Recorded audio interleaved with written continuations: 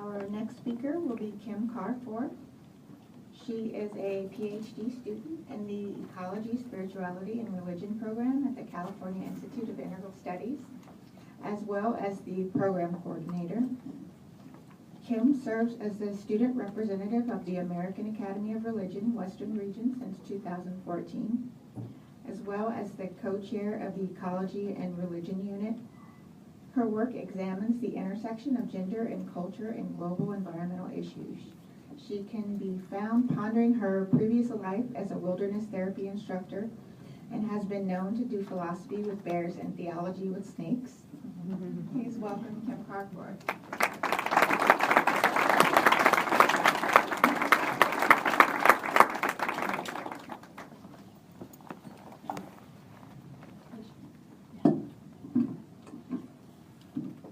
First of all, thank you all for being here. I'm going to put my speaker hat on now.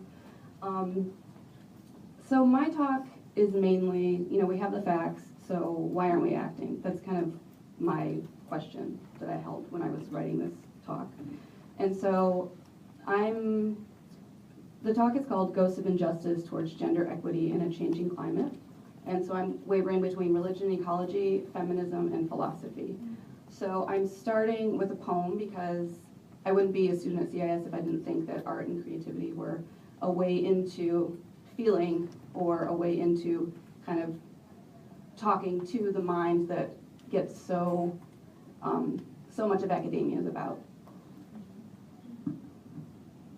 Like a ghost wandering the hallways in between nothing and something, a body with ambiguous boundaries, a human that once was, back and forth, in and out, appearing and disappearing.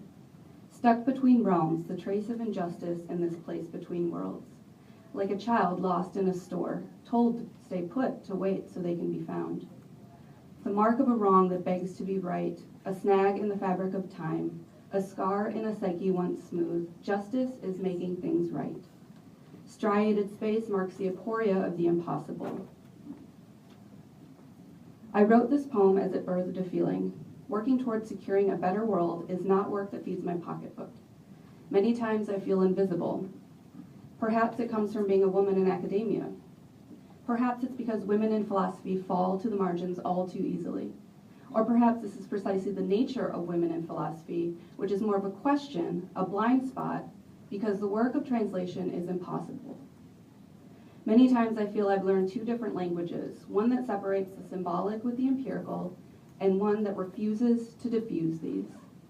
I try different things at different times using different theories, but my message remains my work relentless.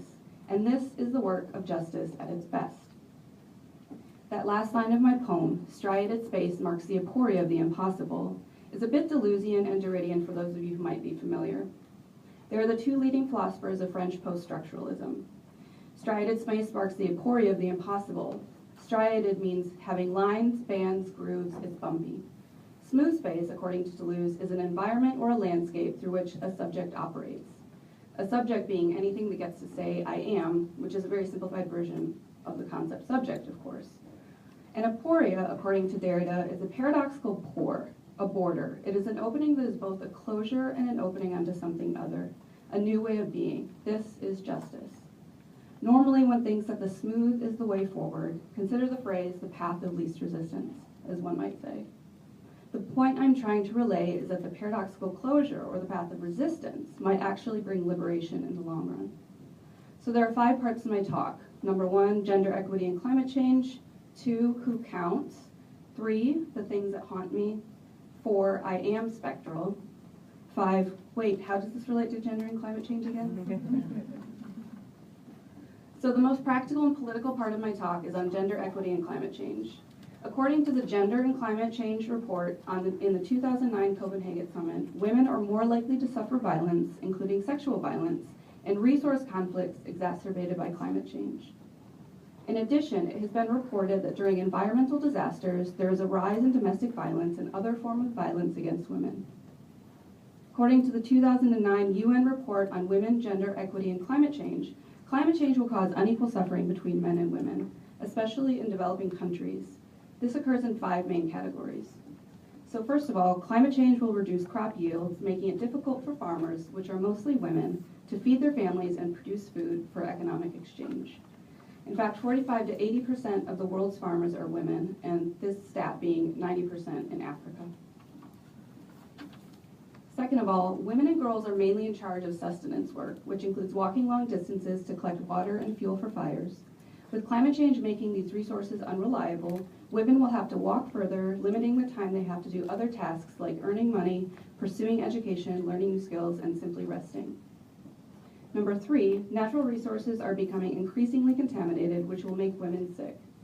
If a woman becomes contaminated by these resources, develops burns, lesions, or other deformities on the body, she will be less likely to attract a potential husband and therefore less likely to support herself in the long run.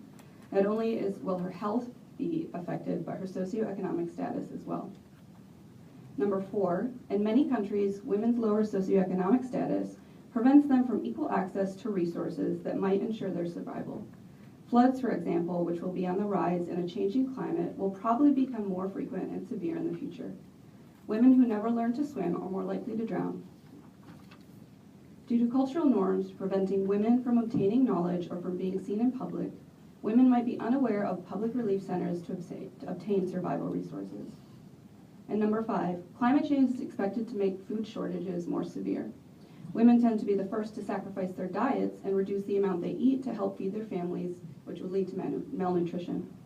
While any one of these circumstances threatens the life of a woman, imagine coupling any two of these scenarios. If a woman walks further to secure fuel and water while reducing her caloric intake on a long-term basis, the result could be detrimental. This is what philosopher Miranda Fricker considers epistemic injustice. It is this double move that maintains the structure of injustice, invisibilizing it to those who are in positions of power who might be able to address injustice and create change. For example, take sexual violence against women.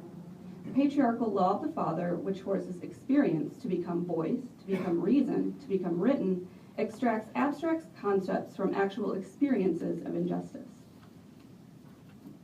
The experience of women, I argue, can never be translated to the law of the father, but I do not have time to explain this point further in this short talk. This is why in this talk I conjure the metaphor of a ghost. In the federal justice system, the woman's body in court is forced to speak her experience in a straightforward, linear manner. But the ghost of her experience is wide, it is rich, and it is vast. It transgresses time, penetrates memory, a different kind of history.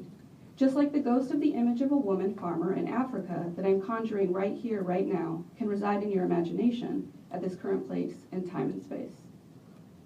According to post-colonial feminist critic Gayatri Spivak, whose essay of the following title asks, "Can the subaltern speak?" she answers in a very deconstructive way, no. So number 2, who counts? I can't count ghosts because they do not exist in the law of the father. Cognitive dissonance makes us believe that a body in China or Africa might not count even though we are technically responsible for this body because the planet does not know the boundaries of the law of the father. The CO2 I emit from the car I drove to get here will manifest in China at some point in time. So how much suffering will we need to witness before it counts? How much suffering is enough and whose suffering counts? Spivak affirms that while many examples are good, it is the one-on-one where justice happens. It is through the face-to-face encounter with any other that exudes the call of justice. This is a Levinasian point as well. Each body, through the power of absence, exposes a past you cannot understand. The only way one can welcome a future to come, one that is different, is to respect a person whose past will never show up. This is respecting difference. So number 3, the things that haunt me. One of the things that haunts me is the potential for trauma to transgress our concepts of time and space. One of the things that haunts me is how epistemic injustice prevents women from evolving. One of the things that haunts me is that we keep reaching for a past we can't understand, and until we understand this, we will never give up a power for a future that can't be predicted. To quote introvert and autistic aspiring academic Erin Murphy, the kingdom of God is an activity of imagining and creating a world to come that is not here yet. In order to create change, something material must be exchanged. It is not simply enough to think one is an ethical or just person. In fact, this type of thinking is problematic because it closes off the possibility that any sort of justice might arrive. Derrida, philosopher of deconstruction, agrees with this point. While material can indeed mean money, gifts, or opportunities, it can also be a kind word, an offering of one's time, taking a chance by opening an opportunity for an oppressed other, or listening to the singular call of another being, which might carry the weight of hundreds of thousands of sentient beings. Materiality in the general sense of the word means that the stuffness of the world matters. To love or to be ethical is not simply a feeling one gets to embody, but rather an exchange of material. Number 4, I am spectral. It is important to consider materiality because our perceptions can and do indeed fool us. Therefore, we not only need to learn to deconstruct our perception, or maybe better put, trust different kinds of perception in order to hear the calls of injustice. We all know philosopher René Descartes' famous saying, "I think, therefore I am." However, to deconstruct perception, let's consider the idea that we do not think through our head or through our minds, but rather we think through our bodies. Consider our second brain, the gut, which consists of sheaths of neurons in the walls of our intestines. The unconscious does not simply reside in our psyche or imagination, but also in the realm of biology and anatomy. This is one part of the unconscious working of ourself. Consider how our intuition guides us through life in an ineffable way. Whether or not we feel it or know it, it is always at work in the work of human existence. This sounds much like Derrida's definition, if one could even offer one, of deconstruction, that is at work within the system to be deconstructed. Given this always already, all one would have to do to finally be able to deconstruct is memory work. To be is to be a ghost and to live with ghosts. Derrida agrees that ego equals ghosts.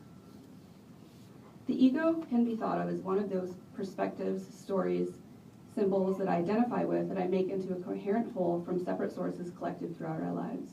The I, or the me, is like a collage of these main sources, while those less prevalent for our sense of self are pushed out towards the periphery of our awareness.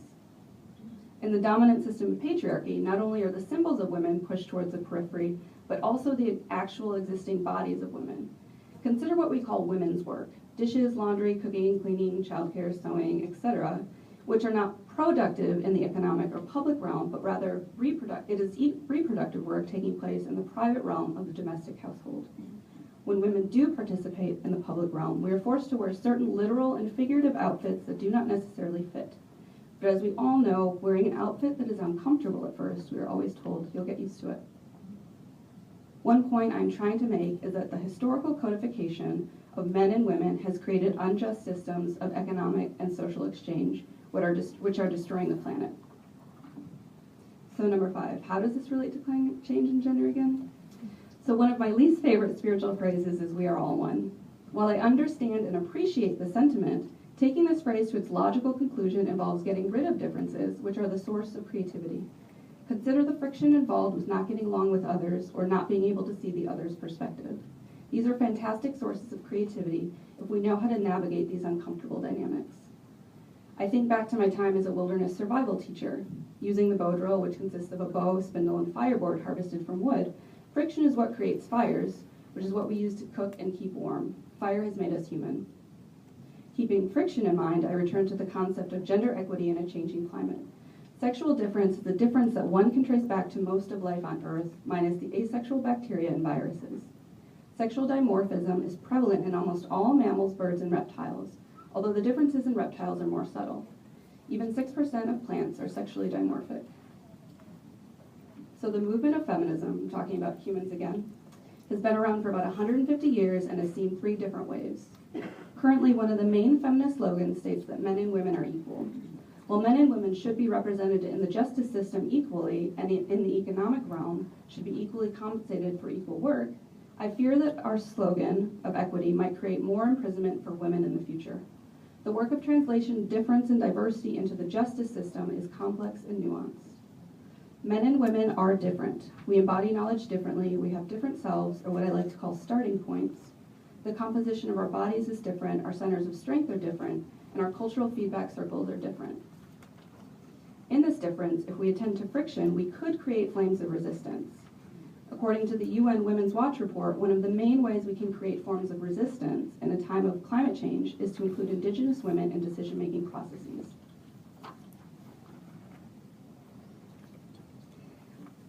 Women carry knowledges of economic systems since many times in this world this is the world they are working with. It would be outrageous not to utilize this resource. In addition, it is well known that one of the main ways to reduce population growth is by educating women. And as we all know, the greater the population, the more CO2 in the atmosphere.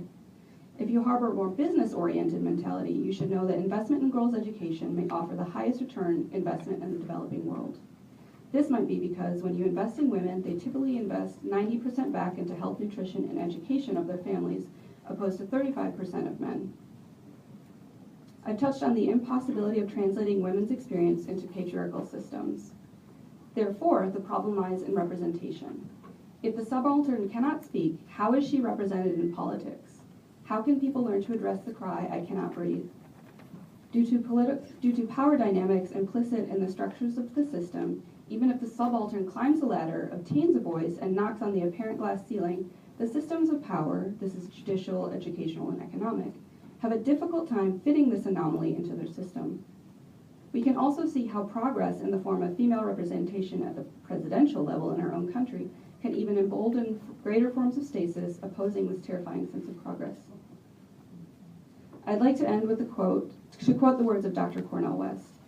He says, "The condition of truth is to allow suffering to speak, and justice is what love looks like in public, just as tenderness is what love feels like in private."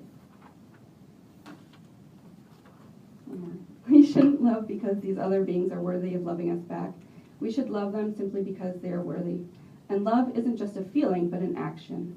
Justice isn't about you, it's about generations to come. It's about people you've never met nor will ever encounter. It's not work you get accolade for. It's hard, relentless, and the work is great. It is a great work of our time, to use Thomas Berry's phrase. Thank you.